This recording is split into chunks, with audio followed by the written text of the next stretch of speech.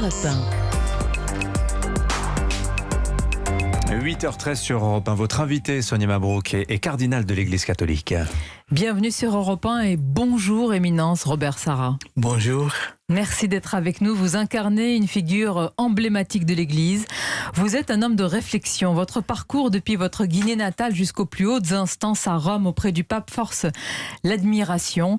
Nous allons parler dans quelques instants de votre livre intitulé Pour l'éternité, méditation sur la figure du prêtre aux éditions Fayard. Mais je souhaite tout d'abord évoquer cette tragédie qui s'est déroulée au large de Calais. Une embarcation de migrants qui s'est renversée. Il y a de très nombreux morts, 27 décès. Comment réagissez-vous face à une telle situation ? Merci de m'accueillir à Europe 1, mais ma réaction est une révolte, voyez-vous. Il y a une triple trahison. D'abord, on retire des jeunes d'Afrique, des intelligences, des forces vives qui pouvaient développer le pays, le continent. Ils ont arraché de leur pays. Deuxième trahison, c'est que ces jeunes, on leur présente l'Europe comme l'Eldorado. Il suffit qu'ils arrivent là, ils trouveront tout, ce qui n'est pas vrai. Et puis, la troisième trahison, c'est qu'on ne agit pas vigoureusement contre ces passeurs qui profitent de la naïveté des jeunes et qui les font succomber en pleine mer, quoi, voyez-vous. Et je pense qu'il faudrait lutter contre ce mal à la racine, c'est-à-dire présenter l'Europe comme elle est, les difficultés qu'elle connaît aussi, ne pas arracher ces jeunes-là de leur pays. Ils auraient pu être des éléments de production, de développement, ne pas leur montrer que l'Europe c'est l'Eldorado. Et punir ces passeurs qui les exploitent avec des barques pas sûres. Oui. Vous avez eu, et depuis longtemps sur ce sujet, votre éminence, des mots très très forts. Dans votre précédent livre, intitulé « Le soir approche et déjà le jour baisse », voici ce que vous écrivez. L'entreprise multiculturaliste européenne exploite un idéal de charité universelle mal compris. Vous dénoncez, cardinal Robert Sarra, cet Eldorado, certaines associations humanitaires, il faut le dire, des ONG coupables à vos yeux de faire croire que les frontières n'existent pas aujourd'hui. Mais c'est une fausse idée de croire que les frontières n'existent pas, parce que de toute façon, chacun voudrait vivre dans son pays. Et tout le monde est heureux de vivre dans son pays. L'important, c'est vraiment de développer d'aider l'Afrique à se développer sur place, trouver du travail sur place, et que ces jeunes-là restent chez eux. Ils viennent ici, ils sont bloqués dans des camps, ils sont mal reçus, ils sont déçus. Ils essayent de passer comme cette dernière fois, ils voulaient passer en Angleterre. Ils succombent en pleine mer, quoi. Et je pense que la lutte est à prendre au sérieux pour maintenir les jeunes chez eux. Mais comment faire passer ce message ? Vous, le natif de la région de Bokeh, au nord de la Guinée, vous qui êtes parti, vous avez choisi vous-même de rejoindre il y a quelques années la France pour étudier la théologie, la philosophie. Comment dire aujourd'hui à ceux qui veulent partir à tout prix, malgré les risques pour eux et pour leurs enfants, comment leur dire de... Mais moi, je suis venu en France parce que envoyé par mon évêque pour étudier la théologie et retourner en Guinée. C'était pas pour rester en France. Et j'ai fini mes études. Et je suis reparti en Guinée pour servir mon pays. Et ces jeunes-là, on doit leur dire, mais servez votre pays, servez votre continent. Comme l'Occident sert son continent avec sa jeunesse, avec sa population. Et bon, je n'ai pas d'autre parole que d'insister à ce que vraiment on aide l'Afrique à se développer sur place. D'autant qu'ils arrivent, Monseigneur Robert Sarra, dans un Occident fatigué, dont vous dites, dans votre précédent livre, vous décrivez l'effondrement de l'Occident. Vous parlez sans tabou d'une crise culturelle et identitaire, et vous dites même décadent, sans enfants, sans famille. L'Occident disparaîtra, noyé, éliminé par une population d'origine islamique. L'Occident a renié ses racines chrétiennes, mais un arbre sans racines meurt. C'est cela qui attend l'Occident ? C'est ce qui va se passer, parce que voyez-vous, un arbre a beau être énorme, grand, s'il perd ses racines, cet arbre meurt. Un fleuve peut-être majestueux, énorme, mais si ce fleuve se coupe de sa source, elle disparaîtra. Mais quelle est sa source? Mais la source, je pense que c'est... Qu'est-ce qui a fait l'Occident? C'est le christianisme. Le christianisme a façonné l'Occident. Regardez sa culture, l'art, son histoire, sa musique. Tout est formé par une inspiration chrétienne. Et si on dit qu'on n'est plus chrétien, qu'on n'a plus de racines chrétiennes, on est comme un arbre qui flotte, sans racines. Et un arbre qui flotte sans racines n'a pas d'avenir. L'Europe, à mon avis, si elle continue dans ce sens, n'aura pas d'avenir. Elle va être envahie par une population étrangère. Monseigneur Robert Sarra, on entend ce que vous dites, mais savez-vous, en France en particulier, que dire cela, dire qu'il y a un risque de basculement, c'est ce que vous êtes en train de dire, démographique ou religieux, fait passer votre pensée pour conservatrice? Que répondez-vous à ceux qui vous disent, dire qu'il y a un risque par l'arrivée d'autres populations, c'est ne pas être ouvert, ne pas accepter cela? Mais dites-moi, quelle est la personne ou la nation qui ne conserve pas son héritage, qui ne garde pas précieusement son héritage? Si on me considère comme traditionnaliste, je veux bien, mais mon idée, c'est que chacun garde ses racines, garde son origine, garde sa richesse culturelle, sa richesse historique, son héritage, et le communique à ses enfants, à ses petits-enfants. C'est ce que nous avons reçu, nous tous. Moi, j'ai reçu de mes parents ce que les parents ont reçu de leurs parents. J'ai reçu la culture occidentale et je vais essayer de le transmettre parce que c'est une richesse que j'ai reçue de vous. C'est ce que j'essaie de faire, moi. Je ne regrette pas du tout d'être venu en France et d'avoir une culture française. Vous dites à l'Europe, à l'Occident, cessez de vous autodétruire, en somme, si je vous entends bien. C'est une autodestruction, c'est vrai.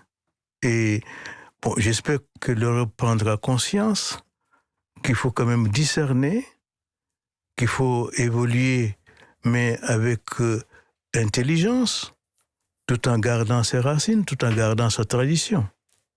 Récemment, le pape François a écrit un livre dans lequel j'ai retrouvé cette phrase hier. « Rejeter un migrant en difficulté, quelle que soit sa croyance religieuse, par peur de diluer une culture chrétienne, c'est déformer de manière grotesque, dit le pape François, à la fois le christianisme et la culture. » Monseigneur, quand je vous entends ce matin et quand j'ai lu cette phrase hier, je ne sais pas à quel saint se vouer. Ce n'est pas la même vision que vous avez, sans vouloir vous opposer de manière... Non, chacun a son analyse. Je ne désapprouve pas ce que dit le pape, c'est-à-dire l'accueil des migrants est un acte important, est un acte humain, hein, et l'accueillir avec dignité, c'est pas seulement lui donner un camp, lui faire dormir, lui donner à manger, c'est pas un accueil, ça. Mais lui donner une dignité, ça veut dire lui donner du travail, lui donner une instruction, lui donner une famille. Nous n'avons plus les moyens de cet accueil digne aujourd'hui en Europe, en Occident. Vrai, si vous recevez des milliers et des milliers, je ne sais pas si vous êtes préparé à accueillir tout ce monde. Je pense qu'il faut être réaliste, quoi. Et je répète, le meilleur accueil que vous pouvez offrir à ces migrants, c'est de développer leur pays, qu'ils restent chez eux. Non pas que vous ne voulez pas accueillir du monde, mais chacun est heureux chez lui.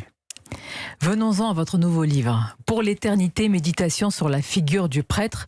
Pourquoi, dans une telle période qui secoue fortement l'Église, avez-vous choisi de consacrer un livre à la figure du prêtre?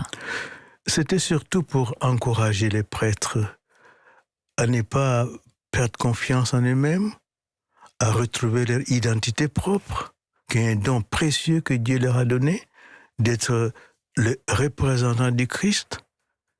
Et donc, malgré les accusations, malgré les problèmes énormes que traverse l'Église aujourd'hui, qu'il reste vraiment prêtre, c'est-à-dire le symbole, le signe de la présence de Dieu dans une société devenue athée. On oublie de parler à cette majorité des évêques qui sont, eux, fidèles à leur sacerdoce. C'est vrai, parce que la majorité, au moins 97%, sont restés fidèles à leur sacerdoce. Ils sont éclaboussés par 3% qui ont commis des crimes. Il faut quand même faire un jugement équilibré, croyez-vous. Je ne dis pas que ce n'est pas énorme, même s'il y avait 1%, c'est énorme qu'un prêtre fasse des choses aussi horribles.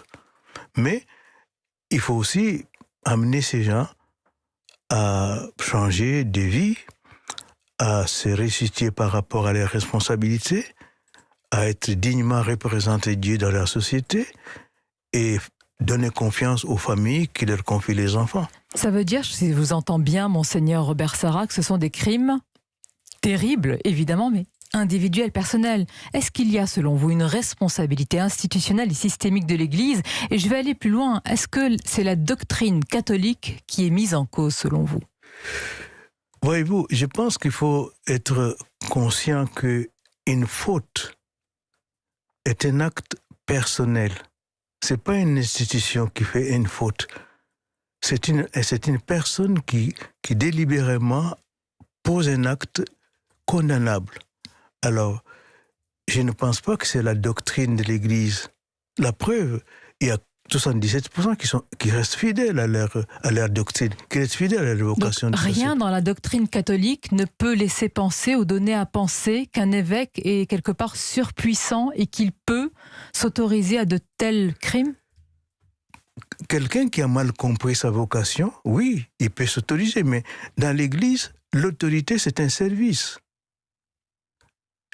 Comme le Christ a dit, je ne suis pas venu pour être servi, mais pour servir. Or, si je remplace le Christ, je suis là pour servir, être pasteur, conduire les gens vers ce qui est bien. Et donc, un évêque ou un prêtre peut outrepasser, peut avoir une conception à lui et prendre les services comme un pouvoir et écraser les autres. Mais ce n'est pas l'institution, ce n'est pas la doctrine chrétienne qui fait ça. C'est un acte personnel. Comment garder la foi? Comment vous gardez la foi malgré tout cela? Parce qu'évidemment, c'est terrible, on l'a dit, c'est générateur d'énormément de souffrances, les victimes. Et comment les fidèles catholiques, qui peut-être ce matin aussi vous écoutent, il y en a beaucoup évidemment parmi les auditeurs d'Europe 1, comment peuvent-ils garder la foi? Mais la foi, c'est un don qui vient de Dieu. Et Dieu nous donne et nous recevons humblement. Je ne crois pas parce qu'un prêtre se conduit bien. Je crois parce que Dieu m'aime, parce que Dieu me veut du bien, veut me sauver. Je fais confiance en Dieu.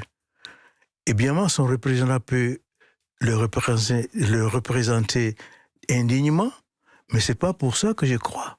Voyez-vous. Mais je crois parce que c'est un don qui vient de Dieu et je fais confiance en Dieu. Je peux avoir un prêtre qui ne se conduit pas bien, ou qui me déçoit, ou qui me scandalise. Bon, je prie pour lui. Mais je ne peux pas perdre ma foi parce que mon curé ou mon évêque se conduit mal. Un don que vous avez eu venant, vous, Monseigneur Robert Sarah, d'une famille modeste d'agriculteurs, une famille non croyante en Guinée. Vous avez été l'un des plus jeunes évêques du monde. Lorsque Jean-Paul II vous nomme archevêque de Conakry en 1979, vous n'avez que 34 ans. Est-ce que vous vous considérez comme un symbole, une sorte de porte-drapeau du fait de vos origines ou de votre parcours? Non, je ne me considère pas comme un porte. Je suis un simple serviteur du Seigneur et je le remercie parce qu'il a fait de moi quelque chose que je ne pouvais pas imaginer quand j'étais tout petit garçon dans mon petit village. Je suis le fils unique d'une famille. Il est venu prendre ses fils uniques pour le conduire jusqu'à Rome.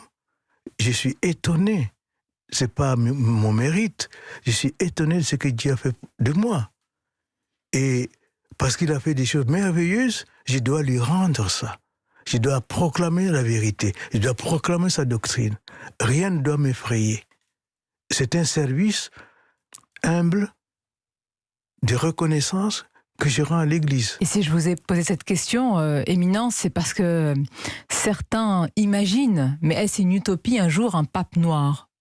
Est-ce que la question se pose ainsi ou est-ce qu'elle ne se pose pas comme cela pour vous? Je pense que la question, ce n'est pas d'un pape noir et d'un pape blanc.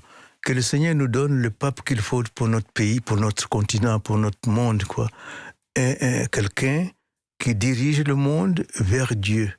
quelqu'un qui renforce la foi des gens, quelqu'un qui donne une assurance, quelqu'un sur qui Jésus peut répéter, tu es pierre, et sur cette pierre, j'ai bâti mon église. Toi, renforce la foi de tes frères. Qu'ils soient blancs, qu'ils soient noirs, ça n'a pas d'importance. Une parole claire, en tous les cas, ce matin. Je vous remercie. Merci. Éminence. Et ce livre pour l'éternité, méditation sur la figure du prêtre, tant de choses à dire, mais beaucoup de lecteurs trouveront des réponses ou en tous les cas des pistes dans cet ouvrage. J'étais ravie de vous accueillir. Merci d'être passé par le studio d'Europe 1 et à bientôt. Merci.